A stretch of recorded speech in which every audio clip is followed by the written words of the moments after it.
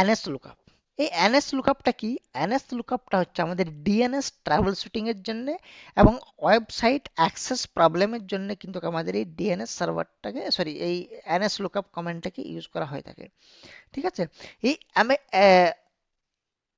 NS lookup যে command আছে, NS lookup কমান্ডের সাহায্যে কিন্তু আমরা বুঝতে পারি যে আমাদের ডিএনএসটা কাজ করছে কি করছে না। কারণ এনএস লুকআপে যদি আমরা হোস্ট নাম দিই তাহলে আমাদের আইপিতে এবং আইপি দিলে হোস্ট নামে কিন্তু আমাদেরকে কনভার্ট করে দেখায়। বাট আমার এখানে দেখাবে না, কারণ আমার এইখানে আমার যে কম্পিউটার সেটা ওয়ার্ক স্টেশনে আছে, ডোমেনে নেই। সেটা যখন তখনই দেখাবে যদি ডোমেনে থাকে, রাইট? বাট আমরা কমেন্টটা এখানে অ্যাপ্লাই করে দেখবো আমাদের রেজাল্ট কি আসে এবং তারপর আমরা অ্যানালিসিস করে দেখাচ্ছি। ঠিক আছে? এনএস লুকআপ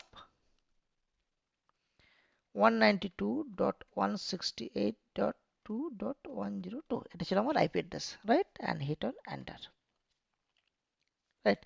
তো এটাতে কিন্তু আমার কিছু ফাইন্ড করতে পারছে না। সার্ভার আননোন, অ্যাড্রেসটা এটা আননোন, কারেন্ট ফাইন্ড এত, সার্ভার ফেল্ড। যেহেতু আমার এটা কিসে আছে না ওয়ার্ক স্টেশনে আছে, সেই জন্য এটাকে ফাইন্ড করতে পারছে না।